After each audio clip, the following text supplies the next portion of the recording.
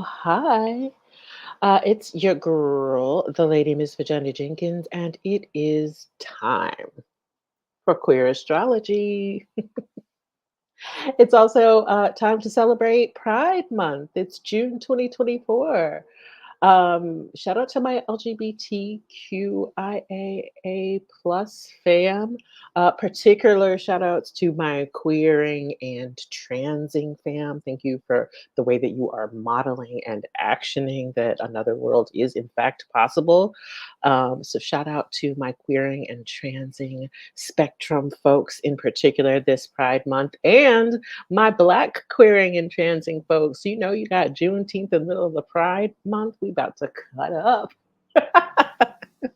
And I, for one, am here for it.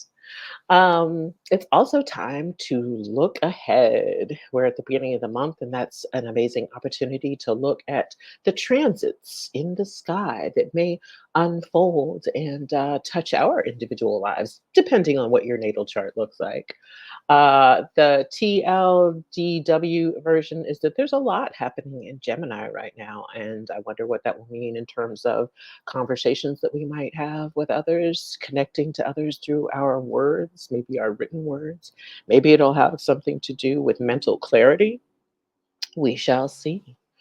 But yeah, as I record this, it is June 3rd, and let's look at what's happening in the sky today. Hopefully you can see that. Looks pretty clear. I'll be using my cursor to tell you all about the transits. But yeah, today we have Mercury having just entered Gemini here. So we've got Mercury at 0 degrees of Gemini. And if you'll take a closer look at what all is happening in Gemini, generally speaking, that's why I say that there's a lot of Gemini energy in the room with us right now. So we've got Mercury, Jupiter, Venus, and the Sun sitting in Gemini. And so when I think about Mercury being in Gemini, I think about a homecoming. Whenever a planet is entering the sign that its rulership is in, the sign that it's ruled by. Yes, that's what I mean. You can expect that it can do its job most efficiently when it is at home.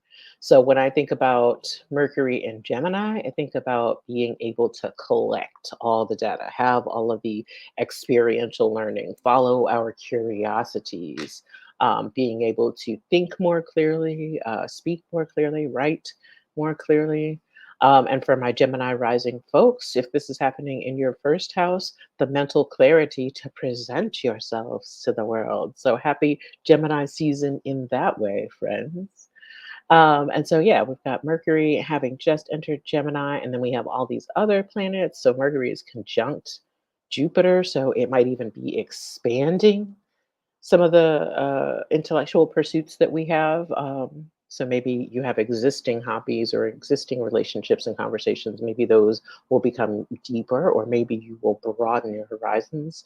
So that's something to think about. We've got Venus sitting in Gemini, so being able to attract the desires of our heart in a Gemini way. So being more attractive when you are using that mouthpiece to have conversations and connect with other folks, being able to attract and manifest things in our lives when we are speaking our truths to power, as they say it, or just like speaking and thinking about the things that we desire, speaking them aloud. And then the sun being in Gemini, it confers a certain level of vitality and energy to the Gemini house in our chart. So yeah, a lot of Gemini energy as we open the month. Um, what else would I say? Is anything in a really close aspect to the Mercury? Oh, also, if you were ever curious about how I go about these transit readings, basically there is a list on one of my favorite websites, Cafe Astrology, and it breaks down the transits for the year, the planetary movements for the year. And so I start with that list and see if I think that those particular transits are something that I want to talk about in one of my videos.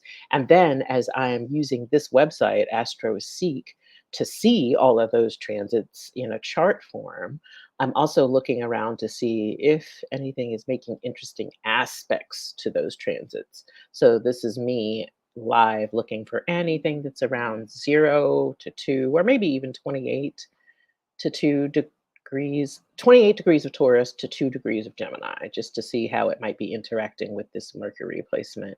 I see that Mars is at 25. It's not, a close semi-sextile, but it might have some influence. So, watch your mouth, talk kindly to other folks, think before you speak. I also noticed that we have Pluto in Aquarius is making a trine to this Mercury sitting in Gemini. So I wonder if we will be able, if there might be a little bit more ease in terms of doing shadow work or digging at the sort of undersides or power dynamics in our conversations and how we relate to each other, you know, using our communication, looking at power dynamics and communication, or maybe even just doing like our own personal shadow work, depending on, of course, what your chart looks like. I'm thinking so much about shadow work because of the Pluto being retrograde. And typically, when some planets are retrograde, I experience that as a more internal experience. So that's something to be aware of too as we follow Mercury through Gemini. The next transit that I have to look at is June 4, tomorrow, Venus Cazimi in Gemini. Let me see what's up with that. So, yeah, we have Venus conjunct the Sun, but when anything is conjunct the Sun exactly like that, so we've got them both at 14 degrees, we call that a Cazimi. And it can talk to the experience of, or it can speak to the experience of having a light shined on that particular issue, like a bright flashlight, or it can speak to the experience of that particular planet being frazzled or burnt up because it's sitting right in the heart of the sun. Couple of different expressions, with astrology and with anything. Really, it's all about a spectrum. And so, yeah, we have Venus sitting in the heart of the sun. So, what in terms of mental clarity about, again, things that we desire, things that we want to make manifest in our lives, maybe having some sort of impetus to write these things down or speak them aloud so that we can draw them to our lives. So, yeah, just underlining some of that energy that we saw in yesterday, or the day before, June 3rd. The next transit that I wanted to look at was June 6th, new moon. Fast forward the chart right here. And a new moon is when the moon and the sun are conjunct. So let me do a little rewinding to see when that actually happens. Is it the night of June 5th or early morning of June 6th?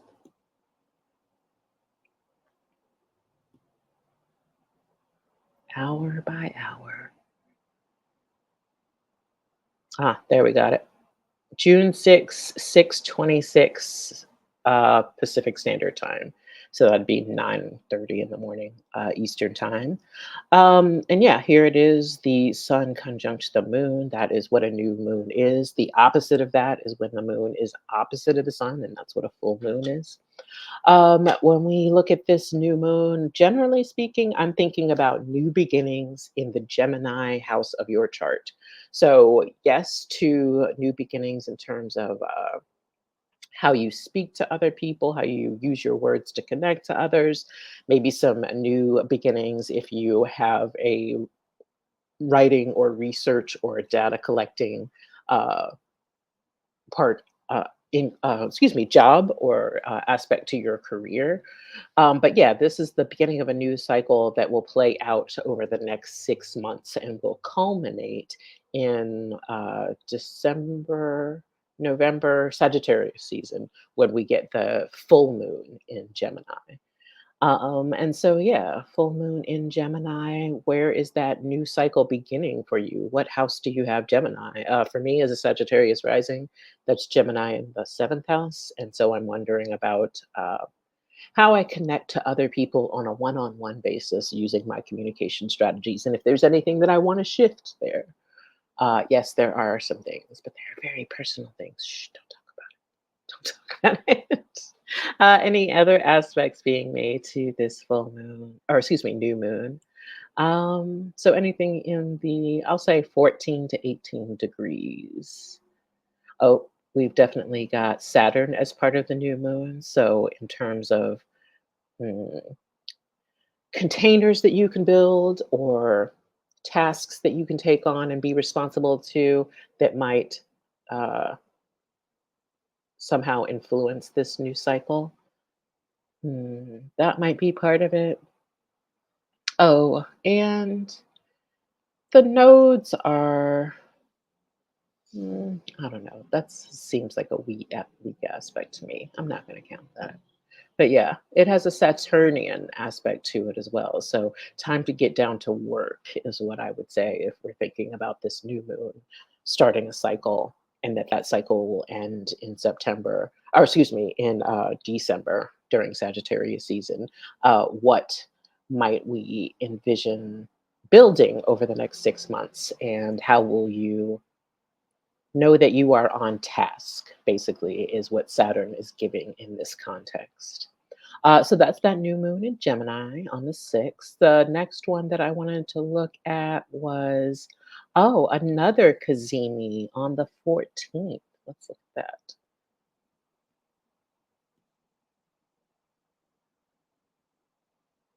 And that's supposed to be a Mercury Cazimi. Yes.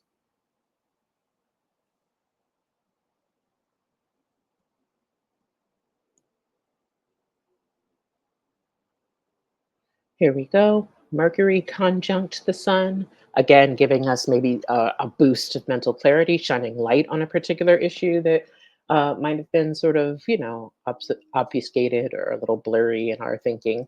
So maybe getting some clarity that day, or maybe feeling mentally frazzled that day. That's a lot of light shining on a already uh, intense experience of our mental landscape in terms of having Jupiter expanding it and Mercury being at home, and then we have the light shining on it. That's a lot of mental energy. So maybe, schedule in some chill time on that day so that you can take a mental break and turn your brain off for a little bit. So that is something that I wanted to look at. And then, oh, on the 17th, we have Mercury and Venus getting into Cancer. So we're starting to experience like the end of the Gemini energy. Oh,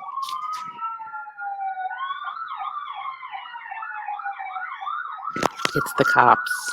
It's always the cops.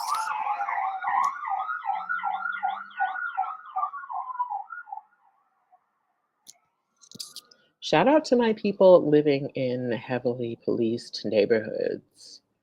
That is a major cause of my anxiety. And if you have that experience, I know you know what that feels like. It's a lot. It's a lot for anybody, but for my Black self and my Black nervous system in particular. But yeah, Mercury and Venus going into Cancer. So a nice softening of that mental energy, shifting to, Mercury is now thinking about the ideas around nurturing oneself and how we show care to ourselves and others. Venus in Cancer is a nice soft landing for it as well. And then, yeah, combining these energies in a different way. So throughout like the Gemini season, when those energies were combined, we had Venus helping us to think clearly about things that we would like to manifest. And now here in uh, Cancer, perhaps there's an aspect of feeling deeply into the things that we desire and how our desires might serve us in terms of taking care of ourselves and the people that we love, our families and loved ones, which is a sweet little moment. That's a sweet little moment. So, yeah, emotional clarity, that may be a thing. And then on the solstice, now that we see things moving into Cancer, we know that that means that the solstice is right around the corner. And I believe that solstice is exact on the night of June 20th. Let me see here.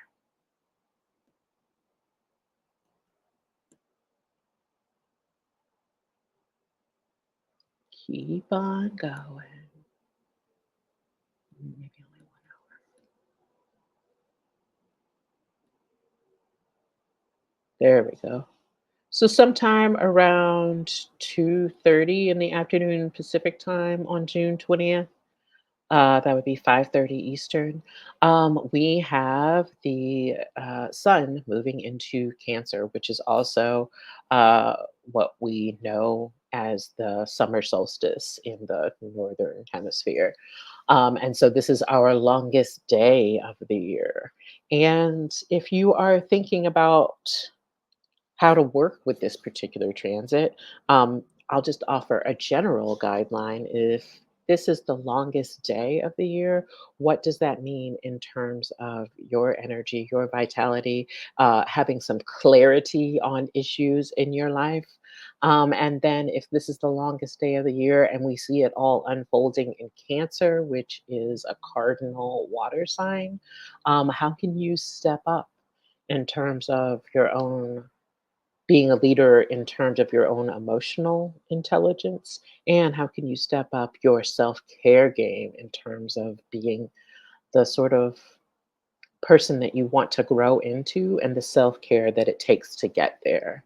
That might be a good starting place to think about how you might work with this transit. I love a good solstice moment, and it's to me, it's like the second day of the party that began on Juneteenth. So yeah, I hope that your Juneteenth and your solstice are beautiful and special and magical in all of the ways. Yeah, how do you really feel about your wants and needs, and how are you caring for yourself? And what would you do if you had a whole day full of extra light in order to demonstrate that to yourself? Yes. And then the last transit that I want to talk about is a big one. We have Saturn retrograding. Let's find it. I'm finding it. I'm finding it.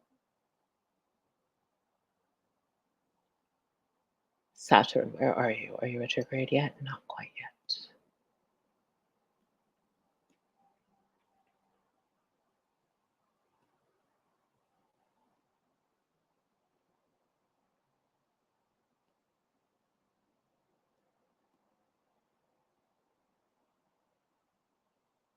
Ooh, so close.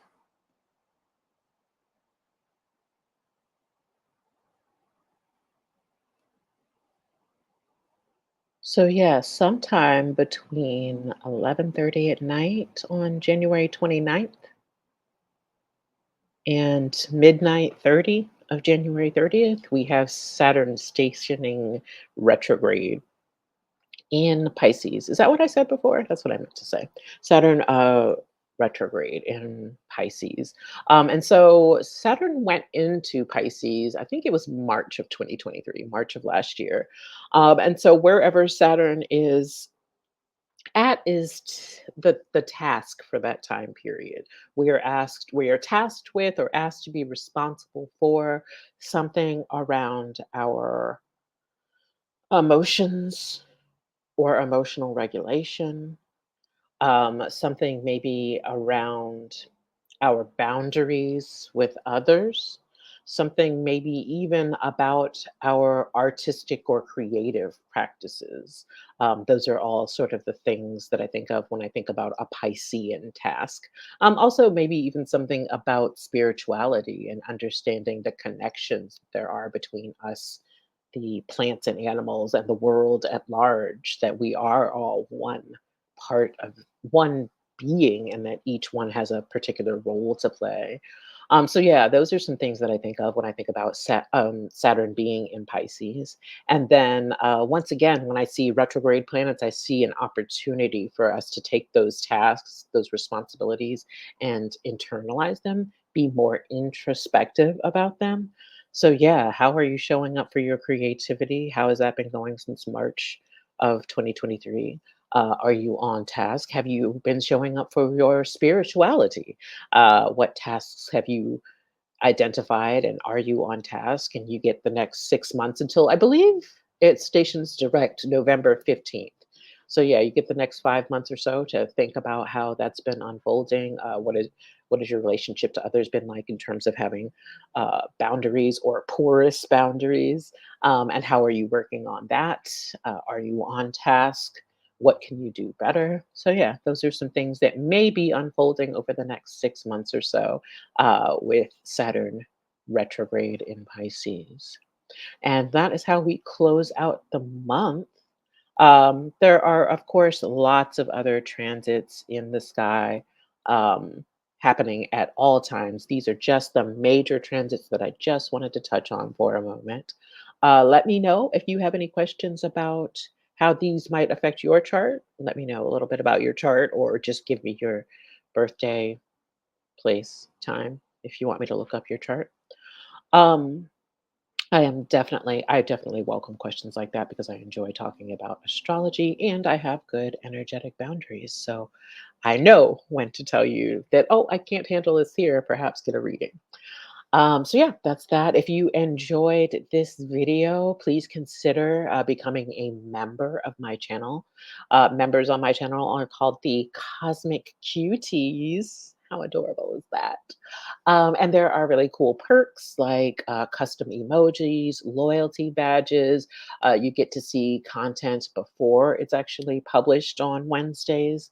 So many perks, and it starts at $3.99 a month. And it's a really good way to support me and increase my capacity to continue doing this work and making videos like this one. And yeah, if you don't have the capacity to support on a monthly basis, I absolutely understand. And please consider just throwing your girl a tip via the thanks button below, the little heart shaped thanks button. That is everything that I have to say. Again, thank you so much for watching. Thank you for so much for engaging with my content. And yeah, thank you for being your beautiful self. That's it. That's the video. Thank you for making time for queer astrology. Bye. Happy Pride. Happy Juneteenth.